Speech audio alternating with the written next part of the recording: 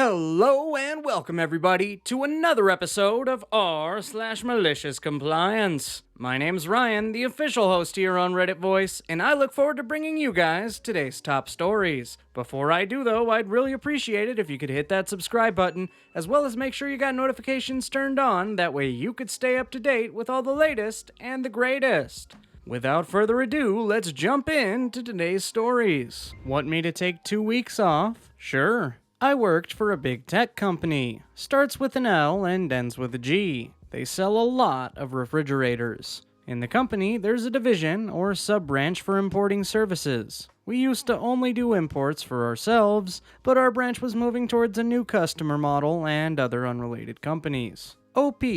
I had just barely been working there for 3 months or so, and I was getting piled with about 15 to 20 accounts with 5 shipments a week or so. As you can imagine, I'm just a newbie and I'm trying to keep up with everything. Side note, the next newest person had been there 6 months and didn't even have 10 accounts yet. I was a hard worker and tried to learn quickly, including working on weekends to take calls from customers who haven't received a container, or with truckers to pick up the containers and schedule deliveries. Karen. HR personnel, truly a Karen. Boss man, my direct supervisor. His role is just about the same as mine, but he's a veteran. I work side by side with Boss Man because I'm new on board and I'm taking over some of his accounts to manage. He's been laying accounts onto mine because our company is taking new customers constantly, but we just don't exactly have enough manpower for it, so whoever's capable of it is now working double time. The thing with accounts is, each account is best known by the person assigned to the account.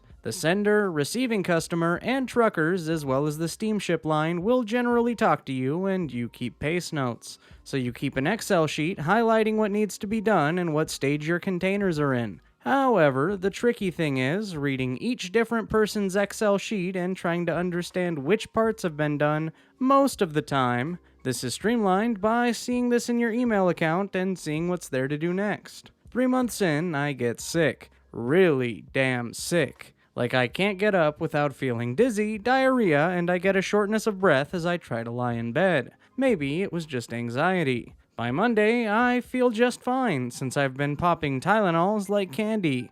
I can work now. Maybe it was just a bad cold. Time to catch up on emails over the weekend and do what needs to be done. But Karen calls me, cuts off my emails, meaning I won't receive any emails from that point on. Not that I understand why. And she screwed up big time by cutting my emails, as I'll explain later. She tells me to come into the office and hand in my company laptop for the next 2 weeks, even when everyone's working from home. I'm not sure I understand the logic behind that, but okay. Here's the malicious compliance.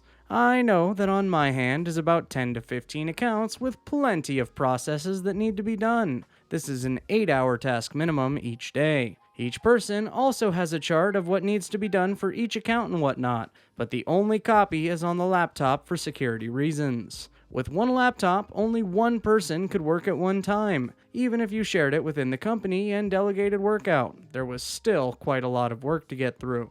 I tell her there's no way my coworkers and boss can handle all of that even if you delegated it, and that I probably needed to handle the accounts since I'm feeling better. Keep in mind that everyone's working from home anyway, so there was no need for me to hand in my laptop and stop working. Karen says that boss man can handle it and not to worry. I comply. Turns out, after a nice 2 weeks off, the company's in shambles. Containers are sitting in demurrage and storage costing the company lots of money. It was enough to make the company bleed. I tried to handle what was left of my accounts and the new shipments, but we were bleeding money anyways because too many things were going wrong all at once. When she cut off my emails, a lot of emails that were sent to me from customers didn't show up or get through, meaning there was a heck of a lot of angry customers and a lot of containers hanging in free fall. While Boss Man tried to remedy things when I was away, many things were left undone because there was just too much to do, and by cutting off emails from my laptop, many things didn't show up either. A month or so later on Friday, I get an email from Karen saying to come in for a performance review. Here's why I call her a Karen. I go to the performance review. Generally, in a performance review, you wouldn't need your company laptop as you're not working. You're there for a review. So I show up without my laptop, expecting to actually attend a performance review. I'm told I need my laptop for a performance review, so I go home and get it. I return it, and I'm told that due to the company in shambles and a certain virus, they are letting me go. I was rather annoyed. She made it so I had to get up on a Saturday morning at 10 in the morning just to go to the office, go home and grab my laptop, return, and then tell me I'm laid off when everything could have been done on a Friday after the workday ended. Aftermath. Couple days and even weeks later, customers call me and ask where their containers are. I let them know I don't work there anymore. The company didn't even tell the customers that I didn't work there, and if I had to guess, they were still bombarding my email with, "Where's my container?" The last time I heard about the company was from one of my workers. Apparently, the company laid her off too, and a bunch of other employees to hire temp workers as the company was going broke. Shortly after, I checked Indeed, and to say that a new spot was open for HR as well. I honestly chuckled quite a bit when I say that, thinking to myself that all of this could have been avoided if only Karen just listened to me. Nitpick the dress code. I can do that too.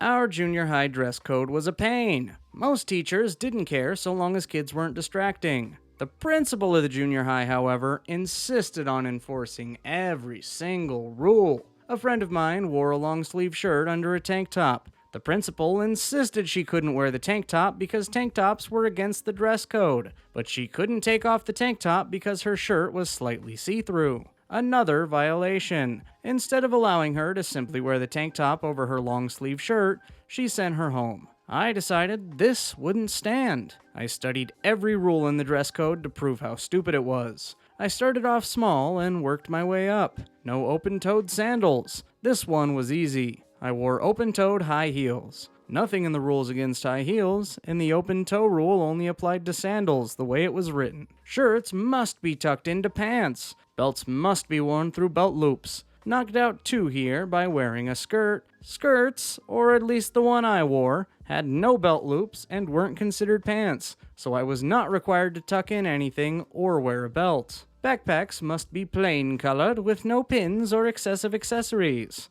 I picked up a briefcase from a resale shop and slapped it with every sticker I could find. Any random logo or inspirational sticker I had laying around got slapped on it. Technically, a briefcase isn't a backpack. No costumes allowed. I verified this. My school considered a costume to be anything only worn for a certain period of time for a certain reason.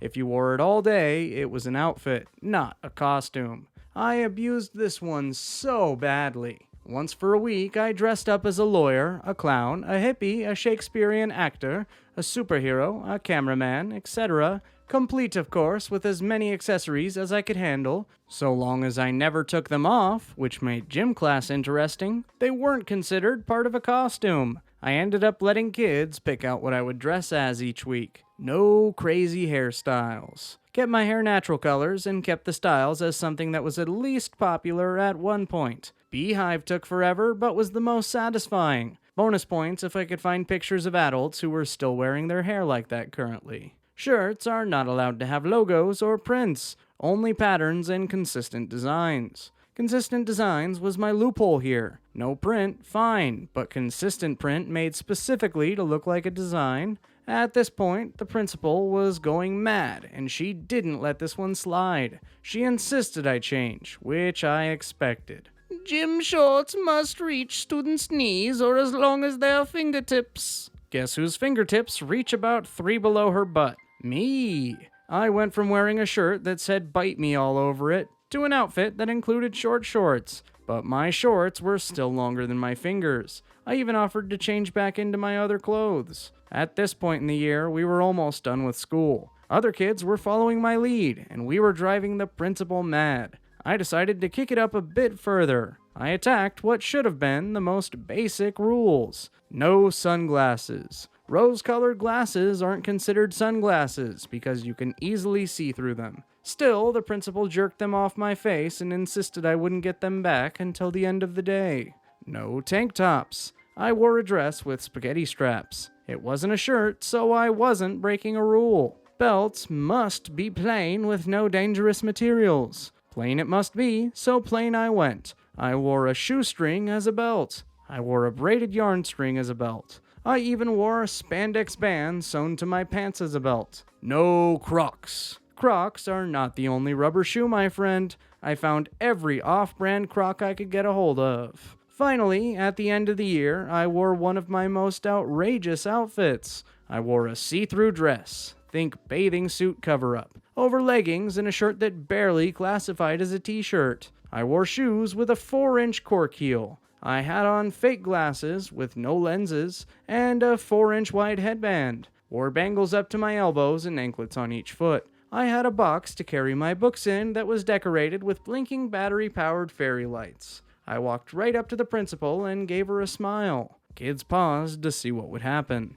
I waited to see what she would say, and we had this conversation all year. She'd point out the rule book that I broke, and I would prove how I didn't. She sighed. Principal: fine, but if even one teacher says you're distracting to the class, you change clothes. We shook on it. Only thing I had to ditch was most of the bangles. They kept clanging while I wrote. In the end, I ended up getting the dress code rewritten and amended, and the principal implemented a new procedure where dress code violations were not sent home. They were noted, and students had to wear a piece of duct tape indicating the specific violation. If you forgot a belt, you put a piece of tape on a belt loop. Kids only started to get in trouble after 3 dress code violations in the same week. Since she lightened up on the dress code and how harshly it was punished, she stopped having trouble with kids breaking it all the time. It worked out for everybody. Edit, because everyone keeps asking for photos, I'm going to look. But this was several years ago. I'm done with college now. And besides the fact that we didn't take a lot of photos because this wasn't exactly an odd thing for me to do, we've also had several hurricanes and floods that ruined most of my childhood evidence. If photos proved my life, I was born at 18. Teacher tells me to keep my camera on during a blood transfusion, then gets mad at me for her being uncomfortable. Yesterday, I, a female 16-year-old, emailed my teachers and told them I'll be in the hospital getting an infusion for a chronic illness that I have, and a blood transfusion. I asked if they minded if I had my camera off for the meetings. All of them said yes, except for my history teacher. She said she needs to know I'm actually in the class. I tried to explain my situation and that I was uncomfortable with the class seeing me in the infusion clinic with my central line. I usually wear sweaters to cover it at home, but it feels weird when I wear a sweater over it during an infusion. And all of my monitors. She basically told me tough shit and said I need to show up for class.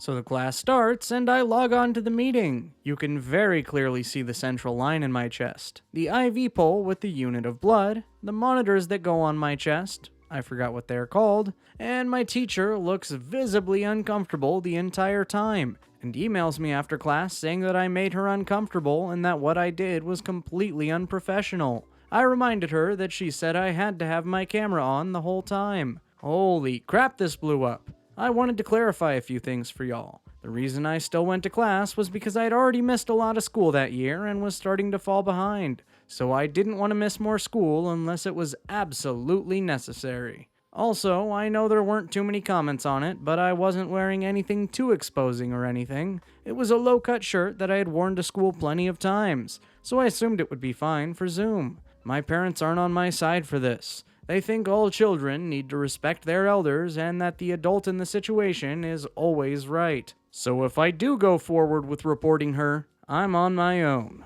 And there you have it, folks. The end of today's r/MaliciousCompliance. If you liked it, be sure to leave a like on the video, as well as subscribe with notifications turned on. That way you could stay up to date with all the latest and the greatest that we have to offer here on the channel. As always, my name's Ryan, the official host here on Reddit Voice, and I look forward to seeing you guys in the next video.